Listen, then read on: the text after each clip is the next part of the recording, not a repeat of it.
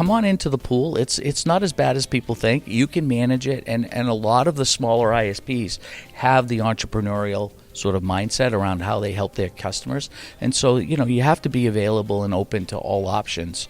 Welcome to another episode of the Community Broadband Bits podcast. Before we launch into today's show, I wanted to share a little bit about some interesting things that are coming up. One is a live stream on June 7th at 3 Eastern Time, our next Building for Digital Equity live stream. This will be the fourth one. We've had a lot of good feedback on our others. It's an interesting mix of presentations and trivia and Q&A. And you can find more at buildingfordigitalequity.com, where you'll see information about that live stream on June 7th at 3 Eastern Time. Also there, you'll see information about the Building for Digital Equity podcast, of which we have many episodes and more to come. These are shorter discussions about people doing that hard work. And then for those of you who haven't heard about the Connect This show, we are going to be continuing to do those about every 2 weeks, and you can find more at connectthisshow.com. That is an hour-long video show, usually a little bit longer than that, often featuring Travis Carter from USI Fiber in Minneapolis, Kim McKinley from Utopia Fiber, and Doug Dawson, the consultant extraordinaire. So if you haven't caught any of those, they're best on video. You can watch them on YouTube. You can find that and additional shows from ILSR, the Institute for Local Self-Reliance, where I work, at ilsr.org/podcasts. I'm Christopher Mitchell at the Institute for Local Self-Reliance, and I'm here at Broadband Communities in Houston, where we are once again doing some live interviews at this event where we always run into wonderful people. Yesterday, on a panel that I got to host, Mark Ouellette, the CEO of Axiom Technologies in Maine, which has been a partner that I've been watching from afar for some time, a great partner to local communities, is with me. Welcome to the show, Mark. Thank you for having me. I appreciate being here. It is exciting to talk with you. We certainly hope that Peggy is doing well. We were hoping that Peggy would be with us as well. But Peggy Schaefer, yep, yes. She's great. She's doing fine, and I have big shoes to fill with her. She's been a great partner in Maine, and now obviously has a national role, so I'm excited. Yeah, when she was retiring, I not so subtly was like, Peggy would love to find ways of working with you in your retirement. Yeah. And she was like, no, I'm really going to be gardening. Yeah. I think she has 3 jobs now. She does, absolutely. Not going to take it personally. So let's talk about Axiom Technologies. What is Axiom? So we're an internet service provider based in Machias, Maine, which is in the county of Washington, Maine, that county is larger than the state of Rhode Island. So just giving you the space. So very, very rural on the eastern border. Not just with the Atlantic, but with Canada. I was going to say not right down there in the mid coast, no. Or else you would have said that. No, I would have said that. Not too far south, pretty middle and upper state area. All my people are there that work from there, but we've been expanding quite greatly with a number of communities around the state, including down the mid-coast, and including off of the coast of Portland. So we've gotten a little reputation as an island, serving islands that are unbridged. That's the fancy way of saying you have to take a ferry to get there. Yeah. So, so we've been expanding using our model, which is public ownership model, that the town owns the whole infrastructure all the way to the home, everything. And then we operate under an agreement, long-term agreement with them, in which they can kick us out, in which they can control the pricing, in which they have a number of levers to make sure that I'm doing what I'm supposed to be doing. So I'm pretty excited about it. We have about 12 communities right now under that model, and we're building them out slow but sure. And this isn't something that is hypothetical. You are operating on these networks already. Yes, it's not hypothetical. We're on our third network now. We're almost done our third build out.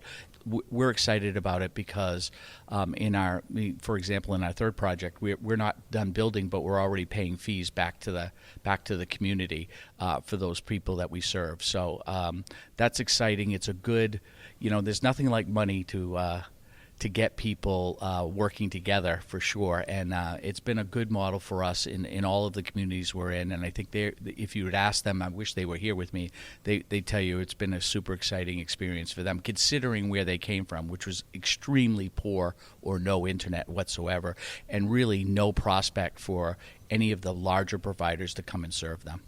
You say the prospect of money, and yet I feel like the service provider community in Maine is different than what we see in many other areas. There's been a lot of interesting public-private partnerships. We've seen a lot of local for-profit companies working with cities also.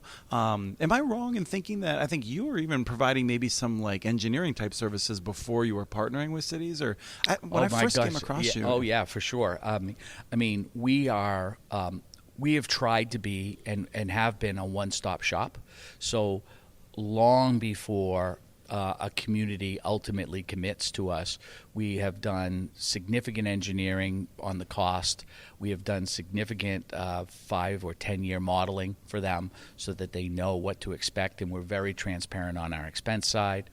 And I personally am the CEO of the company. I personally have written many state and federal grants on behalf of the towns, with the towns, meaning they are the applicant, but we are providing all of the technical assistance and a lot of the narrative to those grants. So we've been quite successful. Right now, we've been able to achieve for those 12 projects about $25 million in build, of which there's about $18 million in federal or state grants against those builds. So we've been quite successful both with NTIA, USDA, a couple of programs at USDA, including Reconnect, and at the state level through the Connect Maine Authority previously, which Peggy Schaefer ran and was a great partner, and now the Maine Connectivity Authority, which we just received 2 projects in the latest round. So, these communities have had a lot of success, and I think you mentioned that there are a lot of different partners in Maine, a lot of different private ISPs in Maine that have interesting views on modeling and working with communities, and it is true, we are just one of those. But we have had, and there are a number of others, and I think part of that is because we're a small rural state, and a number, as you know, across the United States, in places where the big incumbents find it very difficult to serve, the people like me, companies like mine have popped up across, so they're small, they work with the communities, they love the communities. Oftentimes we know all of our customers, we know who they are, we know what's going on in their lives. So it's a really, really nice personal touch that we can have. At the same time, I am 100% in favor of the model you're describing, but there are real frictions of dealing with local governments. There's challenges to go through the official processes. You can have changes in leadership. There's a variety of things that I think have led to those companies that you referenced that are popping up, the local companies. I feel like many of them look at that and they say, I'd rather figure out how to get bank financing, which is much harder now, as our friend Travis Carter reminds us, in the new interest rate environment. But you were doing all this before that. And so what made you want to work through the communities? So I'm a Mainer through and through, and I love the communities we work in which we live in. I love my family too, but they're hard to deal with sometimes. Yeah, fair enough. Fair enough. But I felt long before I joined Axiom 6 years ago. So long before that, the founder of our company, Susan Corbett, was working in the trenches, working with communities long before. Yeah, Susan's been doing great work. She's doing great work now in the National Digital Equity Center and doing a lot of bridging the digital divide, not just in Maine, but has a national profile. So she was an exciting and important mentor to me about how you work with communities. But I came from the Department of Economic and Community Development at the state. I was the Director of Business Development for the state, and I really latched on to how do you help rural communities, and I just felt like the best way to do that was to let give people a connection that allows them to create their own economy, lets them to create whatever they want to do, and that our whole economy in Maine was lagging because of the lack of connectivity. And so that's where I started. And when I left that department, I was a consultant, and then I latched onto Susan. She hired me, and then onward to working with these communities. It is hard work. It is a long game that you're playing. And there are challenges, there certainly are, but it is extremely rewarding. And I'll just give one quick example. There's a town, it's called Vienna. You don't say, it's spelled like Vienna, but you don't say Vienna. You have to say Vienna in Maine, unless you're from away if you say it correctly. There's a whole collection of those. There is a whole collection of those. Yes, in Maine. Yes, there are. Yeah. And so that's a town of about, 600 people or so. I was there on a Saturday. This is the last round in which we got an award for them for $2.3 million.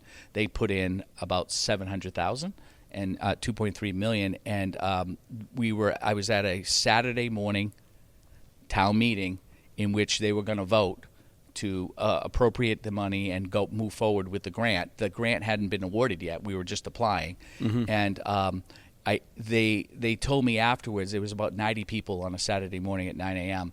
and it took about 3 minutes. They started the meeting. They said, all in favor. Everybody raised their hand. I took a picture of it. Everybody raised their hand, and not in favor, nobody. Everybody down, and the one of the select board members, an old crusty guy, seriously, had tears in his eyes. And then when we got the grant. He called me 3 times within an hour. He said, "Are you sure? Are you sure we got the grant?" Come true. So when you have that, I'm getting tingly just thinking about it now. I mean, when you have that experience, it really drives a company like ours to move forward with these communities. So I would just advise communities or ISPs to consider this because it is very rewarding, very rewarding. I mean, for people to put that in context, I think my understanding from afar of the town meetings in Vermont and Maine is that if you put a proposition up that we think the sun is going to rise somewhere over there in the east sometime tomorrow, there's dispute. Oh, there's yes. arguments about it. Very much so. And a lot of the ways we handle those disputes is up front we tell the community because there's always a group that's very enthusiastic. There's no way you get to a community meeting without somebody being enthusiastic. And so having a champion in the community is essential. And you hear that over and over here, not just at this summit, but anytime you're at any kind of national meeting around this, you have to have people who really care in the community. You can't get anywhere without that. But I always tell them, in a community this size, you're going to have 10 people who are, heck no. Doesn't matter what you propose. It's they're going to be their job. Heck no. Yeah. It's their job. It's what they do. And you just need to be prepared for that. And you need to understand that that's just one voice in the community or several voices in the community. And they have a tendency to be able to drown things out because of the way the communities work. You can have a very small churnout. So one of the ways I was mentioning it on the panel, I like pitchforks. This is about an uprising from the bottom, saying, we care about this, and we are coming to you, select board. We are going to we're going to get over all of the negativity, and we're going to move forward because we really want this for our people. So it's been that kind of process is it can be hard, and it is true that I have a political background, so I get it and I understand how you do it, and not everybody's made for that kind of thing. But in Maine, there's been a little bit of a disproportionate number of small ISPs who have worked with communities, not just with my model, but with other types of models to help those communities move forward, and that's a wonderful thing. An ecosystem of small providers. I walk the beach with and talk with these other small providers all the time, So it makes it nice. In any community, you're frequently going to find a few people that are just immediately their initial reaction is no. They generally don't have the resources to send people 5 glossy mailers a week and to produce a website that has a bunch of misleading claims on it and perhaps advertising on local media. And yet you're running into that fairly significantly, it sounds like. Very much so. In almost every community, where there is a presence. In this case, it's Charter Spectrum. As you're aware, they're in 40-something states. They're a $40 billion company. I know, some ridiculously large corporation. And they've been coming into these small communities with a very strong negative advertising campaign, very slick, very, as you said, 5 mailers with all and if they were here, they would probably say, "Oh, no, that's an independent group. It's Alliance for Quality Broadband. That's we have right. nothing to do with it." That's right. But it's pretty clear who is behind it. That's right, and that comes through the Maine Heritage Policy Center. Also has been doing papers on this, and they've gotten they've created, and Spectrum specifically has funded these groups, and everybody's aware of that now, and they've been forced to say it out loud, which has been helpful, I think. And those kinds of processes, those kinds of negative campaigns, don't typically do well in Maine. And so we've had some success, overcoming them. But in some communities, they've had some success also in changing the community's mind. They like to talk about risk, and they like to talk about how broadband is going to siphon off scarce public dollars away from roads and education, right. Which is like such a playbook sort of typical sort of argument, but it can be effective in communities who care about those things, and we are asking communities. In the case of Vienna, they had never borrowed so much money, and they also had never gotten such a large grant by far. Mm-hmm. So you balance out the amount of money you're getting in a grant application with what you're borrowing. And then, of course, we have a little bit more of a complicated story to tell, because we have to say, the revenues from the subscribers are going to come back, pay for the bond. There's not going to be tax revenue involved at all. In fact, and the projects that I have going, that are now operational, we have almost approaching 80% take rates in those communities. It's just, they've been an enormous success. And I would assume you need like 50-60 to make the business plan. Well, I usually model 60%, and even then the towns are very skeptical, extremely skeptical. They don't think you're going to have that many. They don't think I'm going to make that. So they always make me model at 50 and 40% to see if I can still make the numbers work, and I typically can. And then they're just astounded. And it's every single community I go into, they don't think I'm going to get there. And I'm on Isle of Ho right now. Isle of Ho is a small island community. There's 140 homes on it. He said, you will never get over 80 subscribers. We haven't even started building. We're at 110, 115. I mean, we're going to have the whole island. Approaching 100%. Approaching 100%. Yep. So, yeah. I'll give you one other quick story about how this sort of how these communities can work, because there's been, I gave you the great story of Vienna, but there's also been a challenge on the island. London. Yeah, right, right, Vienna. Oh my gosh, right. In Chebeague Island is an island in Casco Bay off the coast of Portland, and we've been through a 3-year process with them. We have DSL. We have DSL on the island to about half the island. We serve about half the island. We could serve the whole island. But that DSL is a resold product from Fairpoint, from Consolidated Communications. It's the incumbent telephone company. The incumbent telephone company. It's really bad. And we have no control over it. Yeah, I mean, people don't always appreciate, but the copper in Maine is worse than the copper elsewhere, and the copper elsewhere is not good. That's right. It is very, very, very degraded and very old, and just very, to get a 3 meg connection is not.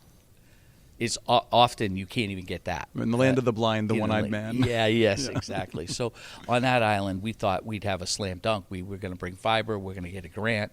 And the council there was just dead set against.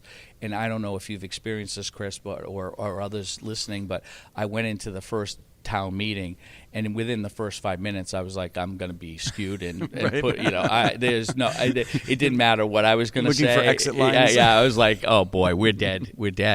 But it's amazing how local communities raise up when they really want something, and over the next year, they went through a series of different opportunities, and they finally came to the council and said, if you don't vote for this, we're going to have a referendum, and we have the votes, and this is going to be embarrassing to you, the town, and this may lead to you to be, unseated. You don't understand how badly we want this, and so they've now been approved.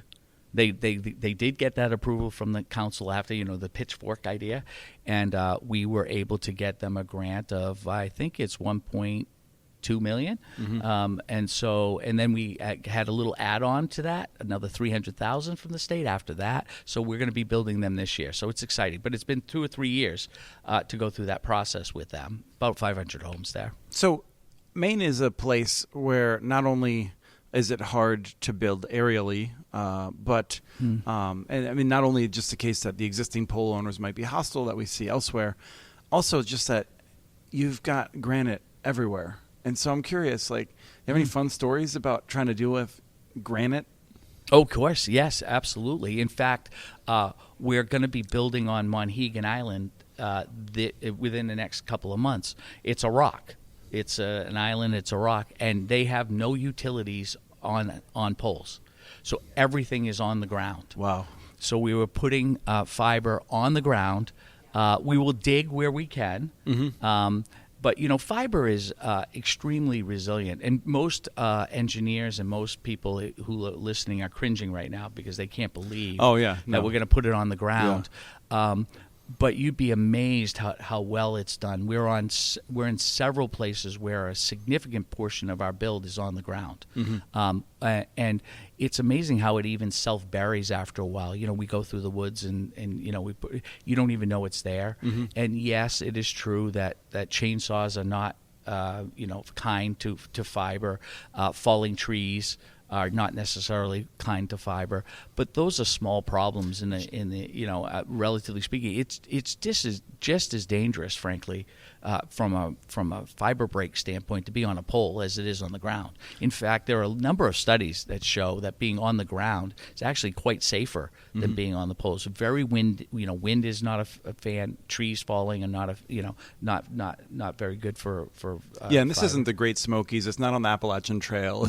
No. These are off the beaten track. There's no doubt about that. In more populated areas, and Chebeague is a good example of that because they asked us, and some of the communities on our land. We haven't even talked about those, but I have a number of communities on land, on the mainland that we're building out, and it's not really an application for those kinds of situations, but we do where we have to.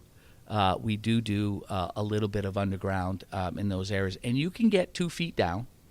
The question is, can you get 4 feet down? And typically not. So we can get under, and we had a situation with TDS. TDS is another DSL provider in Maine, like Consolidated. They have a few towns, and they told the town we had 60 poles in a location that we needed to license from them.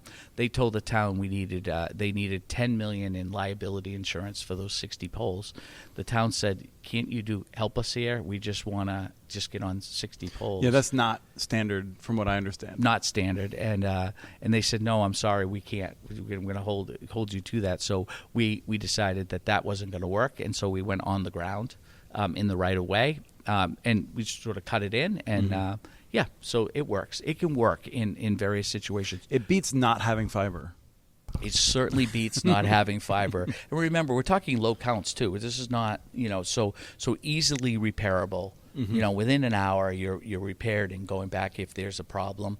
You're not splicing 288 strands. Is what you're saying. Yeah, exactly right. Exactly right. It's a pretty simple sort of process from that perspective. So come on into the pool. It's not as bad as people think. You can manage it, and a lot of the smaller ISPs have the entrepreneurial sort of mindset around how they help their customers. And so, you have to be available and open to all options. I mean, it is critically important. Those fiber connections in very remote places are allowing people to be educated. We went through the pandemic. There were children who couldn't do any schoolwork and such. I mean, there are people who are doing jobs now at important. I think Maine's becoming a major destination for people that are leaving cities. It is. Yeah. It is. It very much is. My wife's a real estate broker. She'll tell you what's going on. People are moving in for sure. Yeah, we had a conversation maybe it was a month or two ago with someone, and the real estate agent that was in the room had said that they'd seen a real switch from people who were looking for second homes to people who were planning to move into a place that had been a second home, a vacation home or a cabin, and they were planning to make it their primary residence. So we have because we work on the coast, we have a lot of what we call seasonal customers, second homes, and more and more they are taking service year round. Mm-hmm. Even if they're not there for the full 12 months, they are there for more than 9. Right. And it used to be, this used to be a May 1 to Columbus Day, Memorial Day to Columbus Day kind of mm-hmm. thing, and they come maybe in July. Mm-hmm. Now they are coming.